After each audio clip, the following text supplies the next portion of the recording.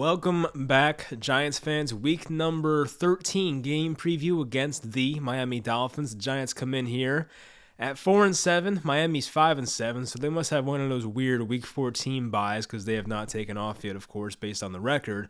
Miami, unfortunately, is favored by 6 points. The news came out a few days ago that Daniel Jones had a neck strain, and the news was all over the place. The news at first was that he's questionable. A half hour later, he might be out for the season. We heard everything. But Daniel Jones, as we know, is out for this game, and we'll see what happens going forward. Mike Glennon is the quarterback on Sunday. That's probably not a good thing. So at least he'll be able to see over the offensive line better than Daniel Jones for obvious reasons. So we have that going for us. Anyway, let's get into the key injuries. Sterling Shepard for the Giants, wide receiver, is out, quad injury.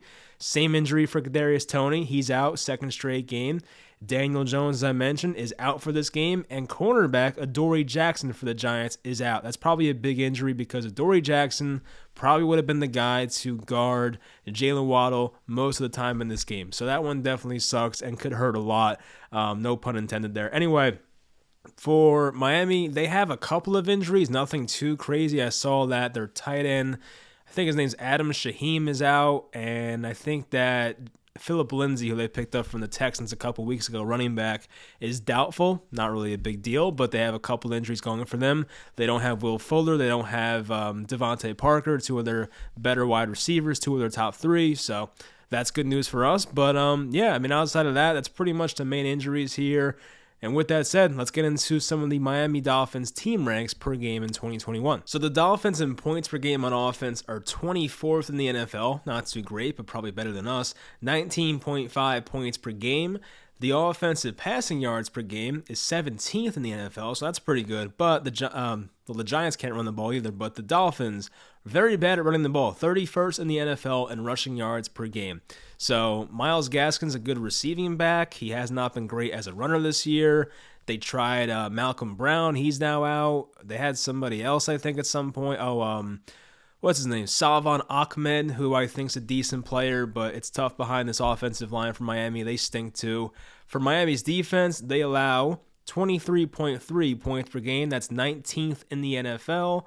Their defensive passing yards allowed per game, they're 28th in the NFL. So they have good names and good players in their secondary, as we know, but they allow a lot of passing yards. Defensive rushing yards per game, they're 10th best in the NFL. So they're good against the run, not good against the pass. Not what I expected, but that's what the stats say. Now, some of the stats for the Dolphins are skewed, I will say, because the first 7-ish games of the year, the Dolphins had a thing going where they were not blitzing opponents. I don't know why. And then all of a sudden they started blitzing opponents a lot more, and their defense has been a lot better. And Miami, as we know, is on a 4-game win streak, could make it 5 here. This is a team that has a chance to make a late playoff push if things go right. They have a pretty easy schedule to end the year as well. So they play the Giants.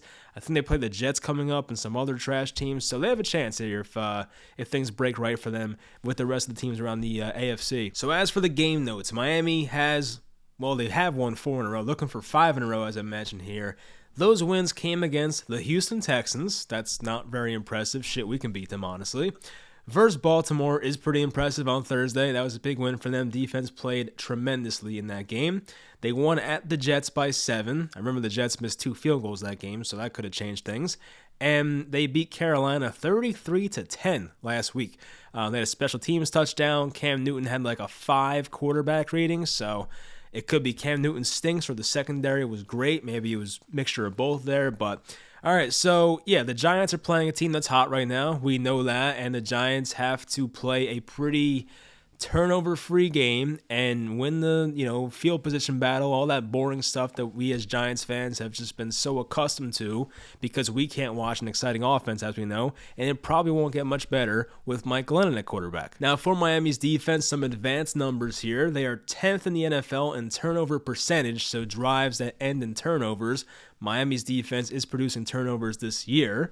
Miami's defense blitzes 38.4% of the time. That is the second most in the NFL, so they definitely like to blitz the hell out of their opponents. And with our offensive line and with Mike Glennon, that might not go well. And the receivers on our team probably won't get much separation because our best separators are out in Sterling Shepard and Kadarius Toney. Kenny Galladay's not known as a separator.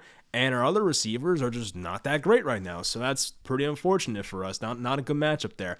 Miami's defense is 7th in pressure percentage. Once again, not good versus a bad offensive line. They have good players. They have Christian Wilkins and Emmanuel Ogbah. Andrew Van Ginkel, his name is. He looks like Clay Matthews. It's kind of racist, but he looks like Clay Matthews. But they have some guys in their defensive line that are good players, and they have Jerome Baker at linebacker who can create pressure as well. So they have guys that create pressure on that team, and the Giants' offensive line has to play well. That's definitely a key to success in this game. So covering Jaylen Waddle without Adoree Jackson, that is a tall task in this game because, I think Chris the Entertainer mentioned this, and he's right. Adoree Jackson, when the Giants played the Chiefs a few Mondays ago, was on Tyreek Hill a lot. And Tyreek Hill, I'm not saying that Jaylen Waddle is Tyreek Hill, but they are somewhat comparable. So if Adoree Jackson was healthy for this game, you'd have to think that Adoree Jackson, who has been having a really good year, would be on Jaylen Waddle. And Jaylen Waddle's been on a tear lately. He had a phenomenal game last week against Carolina. They have a good defense. So it might be Aaron Robinson, the third-round rookie, on him most of the game because I don't see James Bradberry being the right matchup for Jaylen Waddle. Yes, Bradberry's our best cornerback right now due to the Adoree Jackson injury, but in terms of matchups, I think Aaron Robinson might be a better matchup. He has more quickness than James Bradberry does, and a guy like Jaylen Waddle is very twitchy. He can make moves very quickly, and I don't think James Bradberry, who's more of an outside corner, would deal with that too well in the slot. So I think it might be more Aaron Robinson. You might see some Julian Love on him, which probably won't go well, but it's going to be a tall task to guard him. I would not mind if the Giants kind of double-teamed him in a way, if that's possible, because I feel like they kind of need that to happen, because Waddle's the type of guy that can change an entire game. He went top 10 in the draft for a reason, as we know, and he's been playing very well lately. So I would expect a low-scoring game. I saw the over-under was 41 yesterday. It might be like 39.5 now because Glennon's the starter, so yeah, I mean, this game is going to be a boring, I think it's 17-14 written all over. I think Miami or the Giants will win this game 17-14. That's my prediction. I don't know who's going to win. You would hope Miami wins because they have a lot more guys healthy. They have their quarterback healthy, but I could see a scenario where the Giants play really good defense and win this game 17-14. Maybe Mike Glennon has a drive or two, and maybe Saquon Barkley makes a big play, a big run. You never know. So those things could happen. It sounds like a very low scoring. I do not expect a 35-31 type finish. Probably not going to happen. I could see a scenario where the Giants defense gets run down because the Giants offense is doing nothing, and then Miami goes on a big run in the fourth quarter, and they win this game like 27-13, that type of score. But I don't see the Giants scoring over like 20 points. I don't see that happening. I hope it does. That'd be great, but it's hard to imagine versus a defense playing this well. I just remembered this, but Patrick Graham, this is a revenge game for him. He was once the DC, I believe, for the Dolphins. He knows Brian Flores, once coached under him. So hopefully there is a revenge narrative that kind of add some fuel to the fire there for Patrick Graham, who has called some masterful games in the past, and we kind of need one here again because our offense will once again be limited. So, of course, it's tough on our defense here. As I mentioned, the Giants need a big Saquon Barkley game. You would think that the Dolphins, if they were smart, would load the box more and force Mike Glennon to beat them, but if that's not the case, Saquon Barkley, even through the air, has to have a big game in this one. If Saquon can have 150 yards from scrimmage, maybe score a touchdown, maybe two, it would give the Giants a much better shot at winning this game, obviously, because Kenny Golladay, like last week against Darius Slay, is going to be in a tough matchup, whether it's Byron Jones or whether it's Xavier Howard. It's going to be a tough matchup for him. It's going to be a tough matchup for the other wide receiver on the outside, Darius Slayton, because they have two good outside corners. Even their slot corner, Justin Coleman, who had a nice season or two with the Detroit Lions a few years back. I like him as well. So the Giants receivers in the slot, they don't have an easy matchup either. So the Dolphins secondary, the Giants too, but the Dolphins secondary is pretty damn legit. They have a rookie, Javon Holland, second-round pick out of Oregon, I believe, or Oregon, however you want to pronounce it. He's been phenomenal lately. He got off to a bit of a slow start, I feel like, but he's been just crazy good. He's always around the ball. him and Xavier McKinney are some of the better young safeties in football. We get to see that on display, so that's fun. But definitely fearful of that guy because he knows how to create turnovers, and the Giants are not afraid to give away turnovers. Next, we have covering Mike Gesicki. Mike Gesicki is the tight end, I think, from Notre Dame. I'm pretty sure the Giants have one, and Kyle Rudolph, and that we have the washed-up version. They have the young and explosive version here. So, yeah, Mike Gesicki is a very good red zone option. He is a vertical threat for a tight end, and the Giants have been better versus tight ends, I must say. I think Julian Love will be asked to do a lot against him. Maybe Logan Ryan. Obviously, no more Jabril Peppers there. And Xavier McKinney might be asked to guard him sometimes as well. So the Giants have some guys on defense that can hopefully limit him. But I've seen Mike Gesicki at big games before and kind of, wreck a game, and hopefully this is not one of those times. Like, they have guys that can beat you, and thank God they don't have Will Fuller to take the top off the defense, and Devontae Parker is just another clone of Kenny Golladay, basically. So, not having them to fear is definitely good. They have a wide receiver, Preston Williams, a guy who I like. He got in trouble in college. He fell in the draft to like the 7th round or undrafted maybe. He's a talented player. He just never put it all together because of injuries, but he's a good player as well. He's kind of built like Josh Gordon in a way, just has not put it together yet. So that's a guy that I'm scared of as well. They have Albert Wilson in Miami. He's a wide receiver formerly with the Chiefs. I've always been a big Albert Wilson guy. I always draft him in fantasy football for a couple years. Never came to fruition, but a very good athlete. He was good on that Thursday game against the Ravens a few weeks back. So Albert Wilson definitely has some juice, and he can make some big plays happen. So Miami, despite not having two of their top 3 wide receivers, they have weapons, and they have a quarterback who's playing very well right now, I must say. Tua Tagovailoa in the past month here, according to NFL on CBS's Twitter, hopefully they're telling the truth here.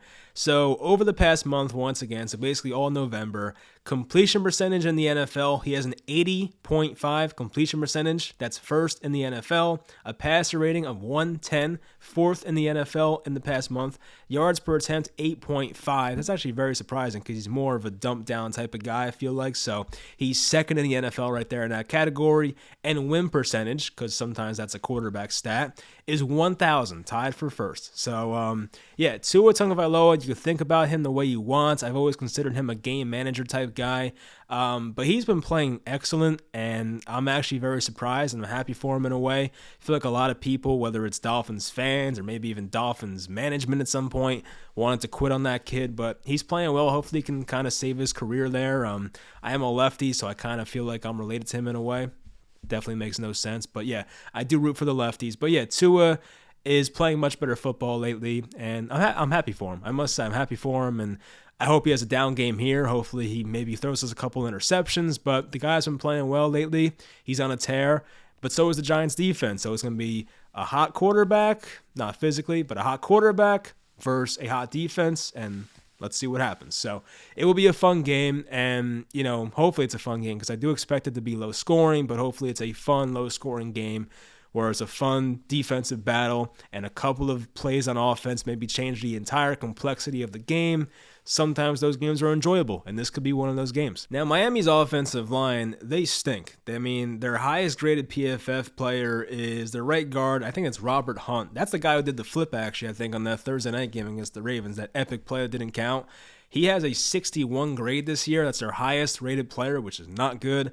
Liam Eichenberg, left tackle, rookie, hasn't played well. Austin Jackson's now a left guard. He was the guy at USC a lot of Giants fans wanted a couple years back. He stinks.